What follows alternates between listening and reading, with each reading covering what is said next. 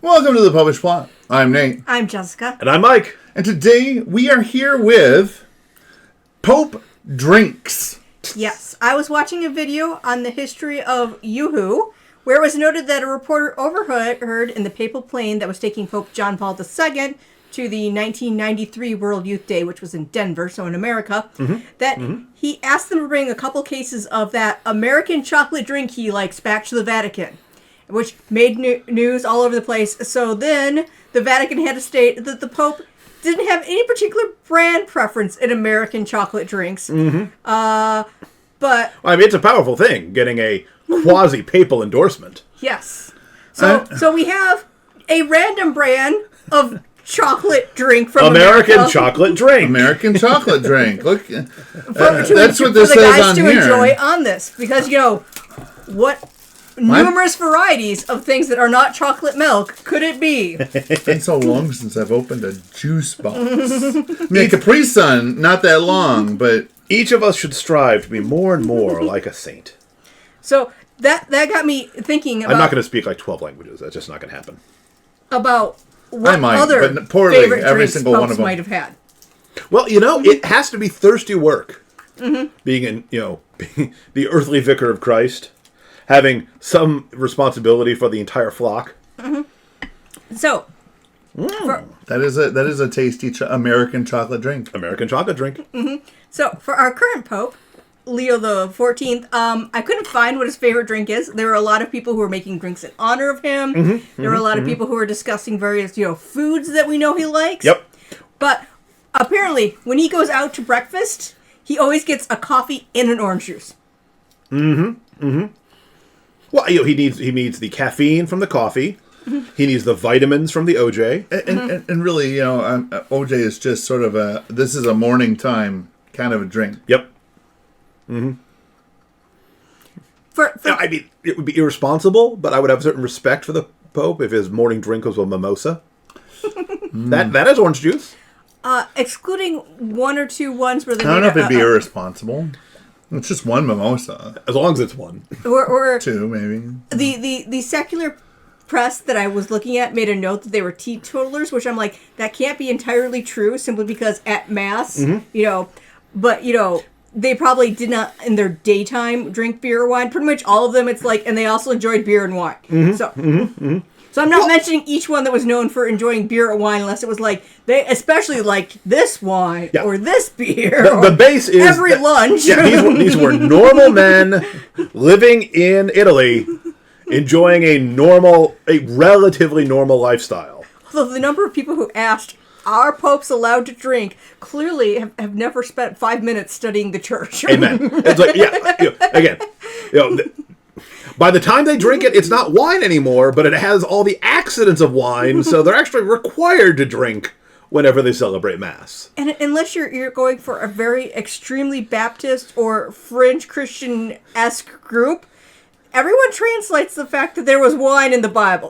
You have to be willfully misreading the scriptures to insist that the Last Supper was celebrated with grape juice. Although I do like the Baptist argument that because the first miracle was turning water into new wine, it wasn't wine, it was grape juice. It hadn't become wine yet. Everyone was drunk. They're like, this is some really good grape juice. Except, if we have anything to go on from the Bible regarding the quality and grading of wine, it is that older wine was less potent, because when on Pentecost morning all of the apostles were speaking in tongues and proclaiming the gospel, there were a number of people who thought that the only explanation for this was that they were all drunk on new wine. Well, And Peter was very clear. We couldn't possibly be drunk. it's only 9 a.m. Acts 2:15, one of our favorite guiding I verses. only here at the started Bible Plot. drinking 2 hours ago. Although I have to wonder if that's because the newer wine is still fermenting, so it's bubbly too. So you got that like, Maybe, speeds up but I'm just... But again, it's still wine. But anyway, so back to popes drinking things besides just in general. Back to the heavy papal thirst. Alcohol evaporates, And they did not have airtight seals in ancient Jerusalem. So I'm fairly certain that as wine got older, it got a little less potent. All right. So, a complete lack of surprise of anyone who knows anything about Argentina. Pope Francis was known for enjoying Yerba mate, which is a popular drink there. It's made from a plant. It's brewed with their leaves, kind of like tea, but it's got the caffeine level and kind of the kick of coffee. And they usually serve it hot. And apparently, traditionally drinking it through a metal straw, which does not seem like a good idea for a hot liquid, but... That reminds me, I need to try some. I believe we have some around here somewhere. Yes, I bought some a while ago. Before him, Benedict XVI, famously German, was known to drink around 4 Fantas a day, sometimes mixed with beer. His favorite beer being, Nate? Fraziskaner Weissbier. Which is also known for notes of orange. Which I just imagine... When you say Fanta without noting a flavor, orange is your first guess. Yeah, so, default Fanta is orange. Yes. Nate? No. I was simply. I really kind of want to try this orange Fanta Shandy now. I think that would be a great thing approved. to do. It'd be a great thing to do in honor of Benedict XVI. I mean, I don't think I know where I can get that exact one, but I'm sure we can get a Weissbier. Yes. So if we were going to do that for honoring Benedict, what would be a good day? Well, you could do the date of his birth. Right. You could do the date of his death / his birth into eternal life. You could do the day he became pope. The day he resigned the papacy. That seems a bit weird to be drinking to celebrate that I understand. day. I don't know. I mean, he was probably celebrating his I don't know. I'm done! Look, hey, when a person retires, yeah, you throw him a party. So, I mean... Yeah, he considered this a very good thing. All right. Others had various opinions. But besides the American chocolate drink of unknown brand... I seriously want to market a line called American Chocolate Drink. Pope John Paul II was also known for, when he was at Vatican II as a young, priest or probably a cardinal. Well, no, he as a Archbishop of Krakow. Yeah. They had a morning break, like late afternoon, which it was noted he spent the time enjoying Coca-Cola because being from the Eastern Bloc... Couldn't get it. You couldn't get Coke, records, or blue jeans, and he didn't need the records and he didn't need the blue jeans, so he's in Italy. He can drink all the Coke he wants. I remember an episode of Head of the Class from when we were kids where they were talking about smuggling blue jeans and Beatles tapes into the USSR. I remember that. And on his day-to-day life when he was Pope, it was known that he often had goat's milk with his breakfast and a wine at lunch. For all we know, goat's milk is more popular than cow's milk in Poland. Maybe. I don't know. So, a lot of the people where they noted their breakfast, it's pretty, I understand why when the hotel wants to cheap out and do a free continental breakfast, they do, because it's like, he had a roll with goat's milk. This was his breakfast. Well, they do live on the continent. But there is a reason why they call it a continental breakfast. It's what they eat on the continent. continent. It was what they would have on the continent, because you didn't have big, massive, carb-heavy breakfasts. You'd have some coffee or some juice, maybe a little bit of both, some fresh fruit. Outside of America, breakfast is a much more moderate kind of a meal. We just now we know what asterisks about the full any part of the UK breakfast. And now we know why our ancestors. There are big hearty breakfasts everywhere, but as a general rule, like in Europe, breakfast was more of a. But this is why our ancestors were willing to leave their homelands and come to a wilderness to carve out a living. They were hungry and they wanted a satisfying breakfast. Yes. But anyway, we're now on to... I amazingly could not find anything about John Paul I. He didn't live long enough to have a single breakfast. That's not true. He just didn't live long enough to really make his particular taste known. He may not even have established a routine yet. Yes. But his predecessor, St. Paul VI, he was known for having a nightcap of Scotch and soda. If you had to shepherd the Second Vatican Council to completion implement it, and then preside over the church in the 70s. You'd be lucky it was only a nightcap. It speaks to his character that he was not a full-blown drunk, given what he had to deal with.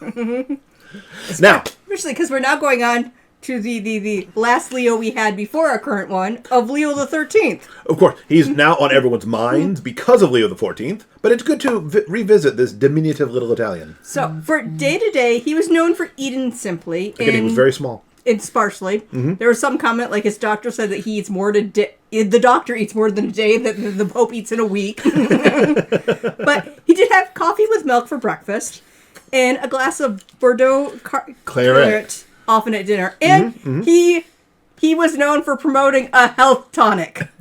Wait, was the Pope drinking snake oil? No. Well, that's good at least. No, this is a particular brand of wine. Ooh. Vin Mariani, which, by the way, while I understand it is impossible to get anymore because nobody has made it in like 50 years, I really kind of want to find myself a bottle of this. Because 50 years, not 50. Sorry, Jess. But 50 years only takes us back to the mid 70s. It was much later than that. It's entirely possible. You could find stuff still from the mid 70s. Oh, it's been longer than that. I'm just saying, 50 years ago is not as long ago as we think. So we're all getting very old. It went out of business for the most part because, well, for what it's known about being on the internet, you might be like, this vaguely reminds me of something. Yes. Ooh. Yes, this is the cocaine wine advertised by him. Okay. Now we're talking. It was even in a full-page advertisement with a picture of him. In his statement, His Holiness the Pope writes that he has fully appreciated the beneficial effects of this tonic wine and has forwarded to Mr. Mariani as a token of his gratitude, a gold medal bearing his august effigy. Ooh. Now, mind you, he wasn't the only person of that day that enjoyed the cocaine wine. But I mean, think about it. That's a heck of a celebrity endorsement. Wheaties used to have Bruce Jenner, but these guys had the Pope.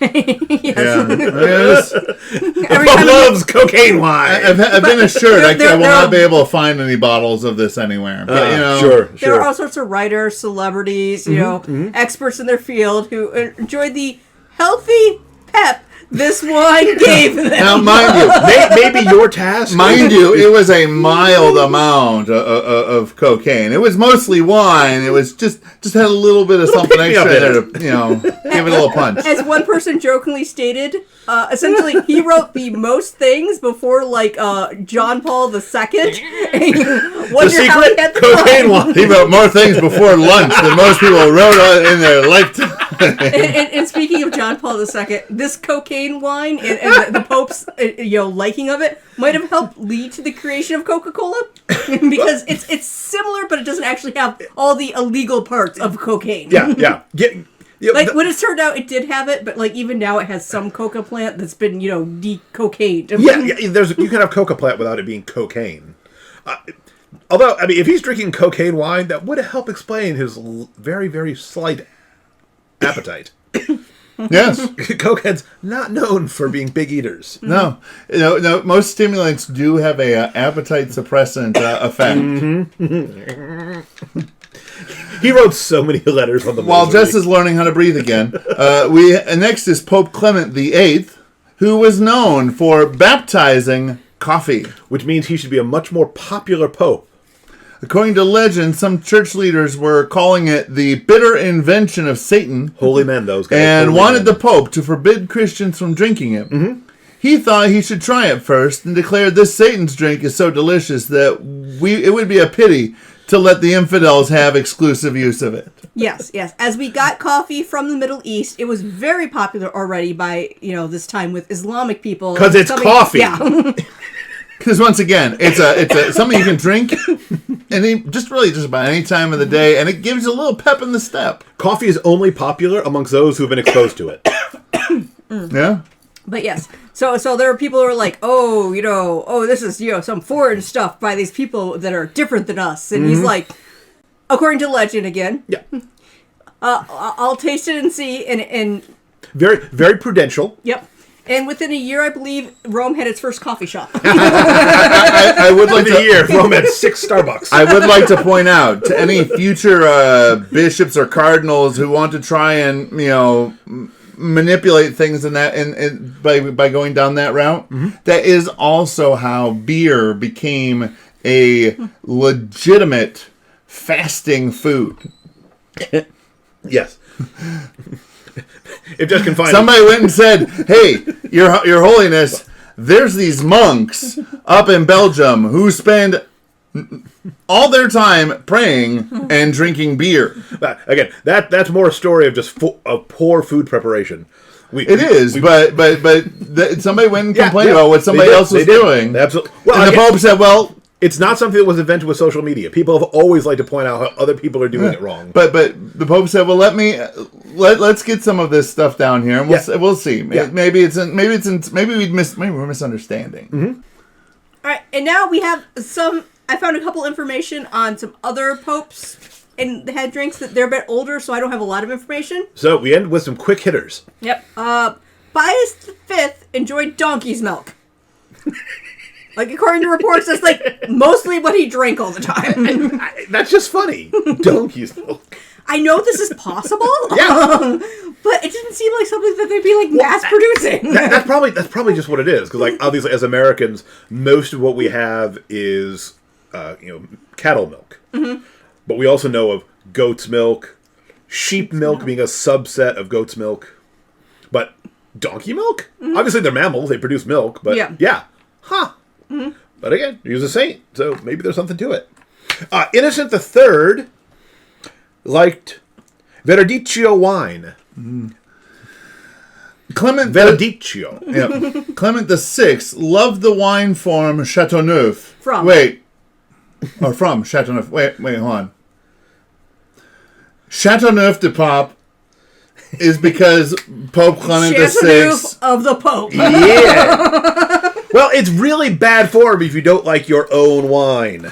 Well, he apparently drank a lot of it because he liked it so much he bought the vineyard. He liked it, and he was certain that wasn't going to be poisoned. Like, he was very concerned about people poisoning him because it was during the era when it was completely reasonable. If one is a Renaissance pope, you may very well be poisoned. So he's like, this wine is safe. So he just kept ordering more and more of it. Mm-hmm. So essentially, just like I was going to, and then immediately forgot. I know there is some storyline involving Pabst Blue Ribbon and the Pope. Like, it literally won a blue ribbon, and it has something to do with the Pope, and I just blanked on looking it up. We'll put a pin in that, and we'll come back later. With how in the world subpar beer is connected with the Pope. And so we close with the little-known Pius IV, who really liked barley water. Which is interesting, because barley water was largely fed to, like, infants and people who were sick. Yeah. Like O'Doul's. He was a fan of O'Doul's. It wasn't even O'Doul's, because it was like if you were making beer and you got to the wort stage, and then you watered that down. I understand. I'm just saying. It's unalcoholic beer. Yes. Well, but maybe, he lived at a time where he was, in effect, drinking water. Mm-hmm. It's just that it wasn't safe to drink water. So it was all boiled. With a little bit of barley, gives it some flavor. It's fine. Yeah. It's fine. People love flavoring water. Yes. So, inspired by all the speculation about everything that Pope Leo does, that is our list of known papal beverages. Yes. So, do you know a pope? Do you know what a pope liked to drink? Go down below and put that in the comments and share it with the rest of us. Mm-hmm. Is Pius IV sainted? Not to the best of my knowledge, but my knowledge is very incomplete. Okay, because I'm like, if so, I feel like he's now the patron of LaCroix. Sure. This is water that looked at flavor. We'll get back to you on that. If you can source any Vin Mariani, comment below. Yes. No, do not. No, given reasons, do not. Given how we won't buy this, obviously. Given how long ago it was, at this point, it's no longer cocaine wine. It's cocaine vinegar. I mean, maybe if you were in a country where it's not 100% illegal to have it, you could be like, I have some. Maybe you could come visit us. So, give this episode a like. Subscribe to our channel to be notified the next time we tell you to possibly engage in quasi-illegal behavior. No. Again, No you said illegality. no illegal. Well, I'm assuming that in some places it's kind of like during Prohibition where you couldn't make or sell But you could alcohol, possess. but you could possess it. Sure. If you are in a place where it is legal for you to have it, I'm not a distributor. good I'm for just you. building. Leave it there. Yeah, like some of the pre-lockdown absinthe, you can get it because you weren't allowed to make it or sell it. But if you had it in your cellar, Yeah. And until that time, Until next time, remember to live your faith. love your faith. share that love. And don't forget to buy yourself cool, refreshing American chocolate drink by the case. Coming soon to a store near you. The chocolate drink with a halo.